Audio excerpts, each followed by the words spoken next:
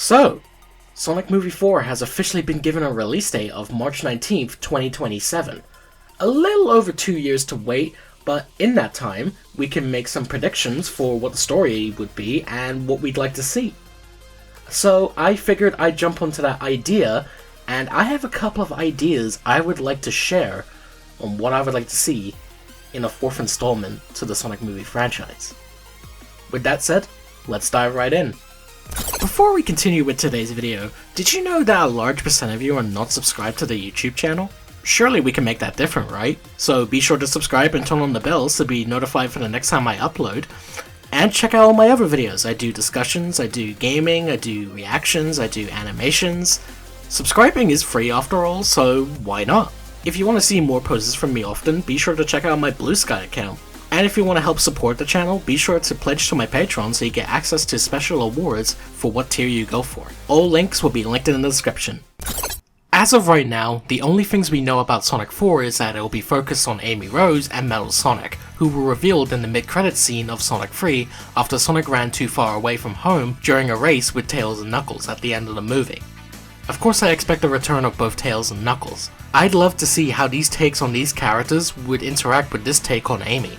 Amy for some time now has gone through quite a shift in character between games, comics, and shows.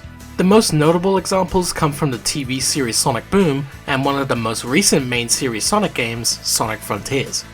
For those that don't know, Amy was always portrayed as both a fangirl of Sonic wanting to be in a relationship with him, but in games like Sonic Adventure, Heroes, and even at points in 06 and Unleashed, she can be seen being her own person, either having a life away from Sonic and company, or being a strong fighter, especially with her Pico Pico hammer. Of course still having a big love for Sonic, even causing her to mistake Shadow or Silver for Sonic, and even when Sonic was the Werehog. There was also a side thing in the character bios, especially in her origins as Sonic CD, that she's into tarot card readings to predict her future, which in Sonic Frontiers becomes a main part of her character. In other adaptations, such as Sonic Boom, she's pictured more as a boss girl and someone whose main character trait is to prove that she is just as capable as a man on something. Not that there's anything wrong with that, but it just felt out of place for Amy in my opinion. I'd say make it more like a side thing like the tarot cards were. I don't know too much about her character in the Archie comics as I barely read any of them, other than the short-lived 2-issue Mega Drive comics. IDW I only read up until the end of the Sombart arc, and all I can really go off of for Amy is that she's just like how she was before Frontiers, but with more depth than she had in Forces. From what I read, I was fine with it. I really liked the Zomba arc and the stories before that on IDW, but I don't have too much to say on Amy, and again, I never read anything past Zomba. As for how I'd like to see Amy portrayed, I want to see something more on the lines of the 2000s era, so the adventure games, Heroes, and Unleashed, with a hint of the tarot cards, but not to be the main focus. With what we saw of her briefly in Sonic 3's mid-credits scene, I think it could be achieved. As long as they don't lean towards her character in Sonic Boom, I'll be 100% content. If they want to try a blend, I'll need to see how that plays out. Sometimes when one person does a character trait on a character, it doesn't work, but then comes along someone who can make it work and it turns out great. The best example of this from my perspective is The Boys. From what I've gathered, people don't like the comics the show is based on, but the show is considered to be one of the best shows in recent years. That's gotta mean something. I'm sorry if I got any of that wrong, I've never read the comics and I've never watched the show. So far, her design is looking great, but I know they'll make some adjustments. Just like how the original looks of movie Tails and Shadow didn't stay the same, and even characters like Sonic got some adjustments from the first to the second movie, with Sonic being taller to show that he's grown up. We don't see her dress, so I wonder how that'll look, but I'm certain it'll look very close to how the dress looks in the games to suit for it being live action. I can see that she has pink arms, which I'm not shocked by. If she got tan arms whereas Sonic doesn't, it would be really unfair. They thought it didn't look right with Sonic despite what fans have done to make it work, so I would imagine that the same thought process was done on Amy. It's like the eyes thing, gotta keep it consistent. The cloak she has is neat. I'm fine if she keeps it on at certain points, but I hope it doesn't become that she doesn't want to take it off to not completely show her dress. Her shoes from the one shot we got a good look at, I think they look fine. I don't mind the laces on them. Overall, the baseline for Amy's look is great. One last thing on Amy I want to touch upon is who I would like to voice her. At first I went with the idea of it being Anna Kendrick, like most people have fan cast her as Amy. But there are some other ones I've thought about and seen some people talk about that I'd like to also suggest as well. If they can capture Amy's character like the adventure era, Anna Kendrick is a definite pick. But if they didn't go with her, another choice I'd like is Shannon Chan Kent, who was previously the waitress in the bar in the first Sonic movie, and was also the voice of Amy in Sonic Prime, so it works perfectly. Then there was one that was suggested by user Sonic Movie Updates on Blue Sky, being Kimiko Glenn, who's done a load of voice work such as Kif from the Disney show Kif, she was Nifty from Hazbin Hotel, Bridget from Close Enough, Lena from the 2017 reboot of DuckTales, but of all the roles I know her for, I knew her first as Penny Parker from Spider-Man Into the Spider-Verse and Across the Spider-Verse. Kimiko has a great track record, so I think she'd be another perfect choice for Amy. Last pick I have for Amy, which is the most unlikely, is if they brought back Lisa Ortiz, who voiced Amy from Sonic X up until Sonic and the Black Knight. She's proven at conventions and in the radio drama series Sonic and Tails Are by Amy Jones that she could still do the voice she's done for the character back in the 2000s. I would love to hear her do the voice in an official project again, but the chances of that are very low. But then again, if we got Colleen to voice Tails in the movies, maybe Amy has a chance too. We'll see. Now we have Metal Sonic. I can say his design is perfect. I wouldn't change a thing about him. I love that his hand can switch between a regular hand and a blaster. Makes me wonder what other gadgets Metal Sonic has. Maybe a cannon? A net? Who knows? I'm interested to see that there's clones of him. I can imagine there's going to be a gigantic army of them in the movie, and maybe plans of a robot invasion, which I am all for. One question I have is that, are the clones grayed out compared to the main Metal Sonic? Or was it just a lighting thing in the mid-credit scene? I've watched the scene many times while I might job in the cinema to clean a screening of Sonic 3.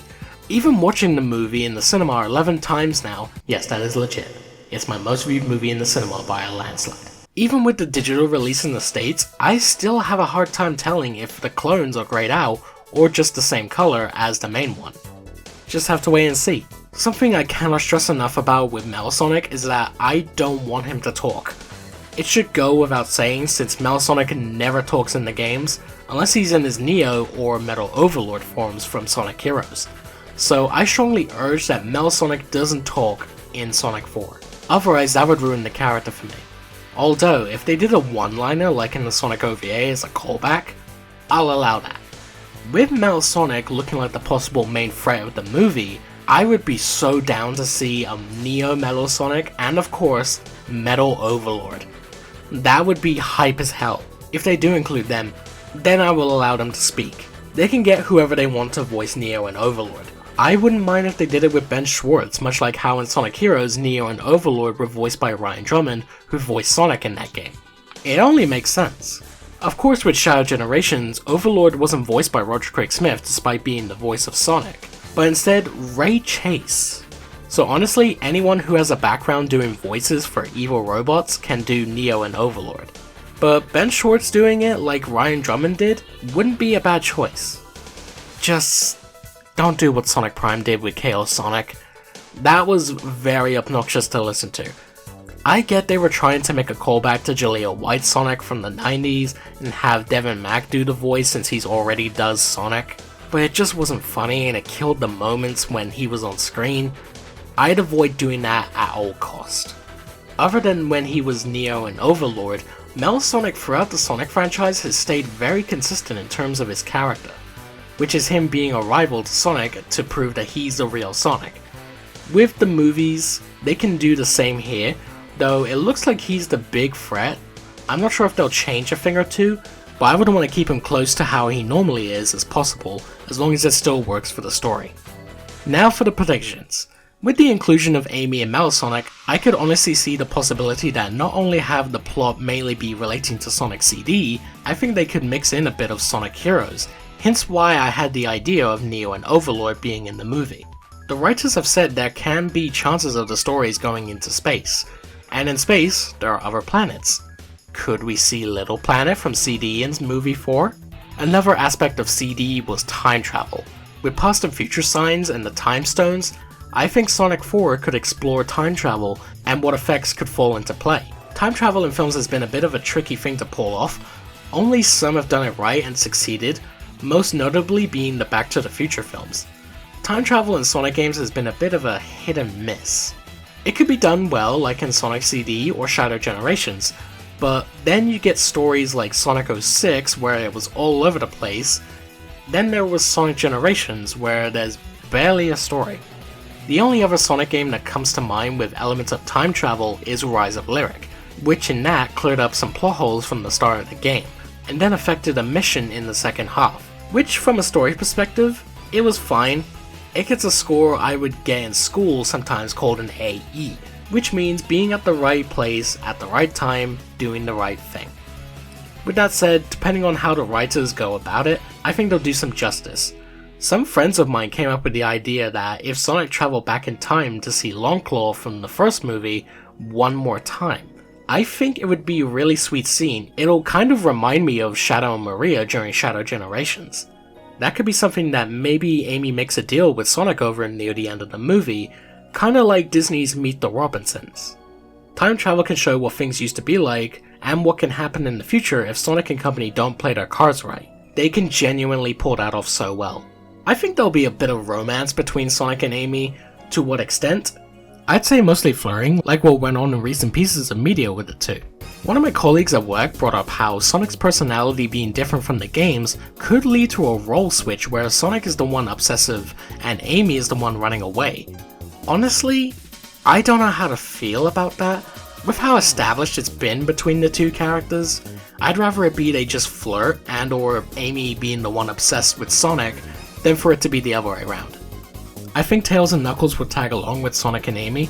We'll see Tom and Maddie at the start and end, maybe an interaction or two in the middle, but probably not a whole lot from them. Give or take if Eggman survived the events of Sonic 3 or not. He might have not survived, but then that sparks the question of who made Metal Sonic, since in the games it was Eggman.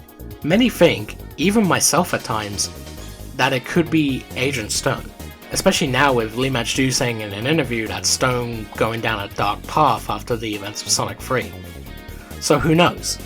If that's the case, maybe Little Planet isn't going to be the main destination and just be a home planet for Amy.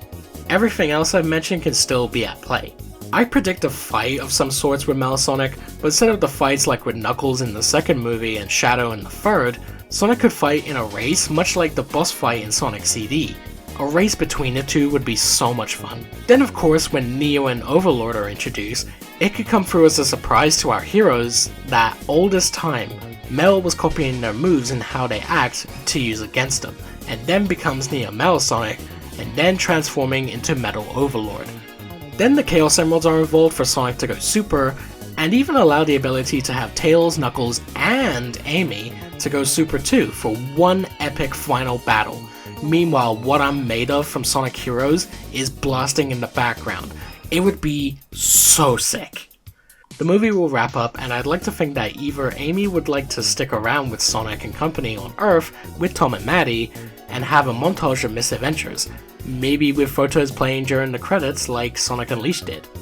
If not that, maybe this could be a sign that maybe it's time for Sonic, Tails, and Knuckles to leave Earth to pursue adventures across the universe.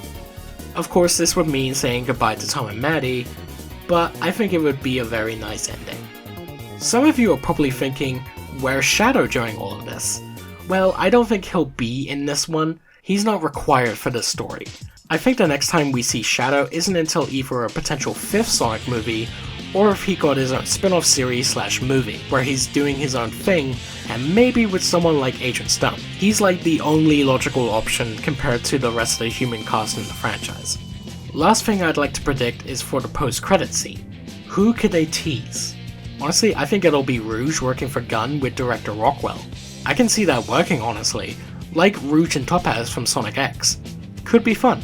If not that, or we got a second post-credit like in Sonic 3, I think we could see Silver be revealed that he's looking for the Iblis Trigger, aka Sonic.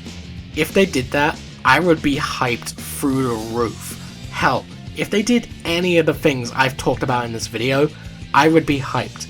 I'm probably off by quite a lot, And I know not everything is gonna happen, but we won't know until we start seeing the film be promoted, which won't be until late 2026, going off of the marketing of Sonic Movie 2 and Sonic Movie 3.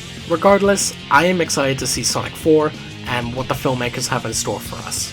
So, what do you guys think? What would you like to see in the 4th Sonic movie? Let me know in the comment section down below, and that'll be pretty much it for this video.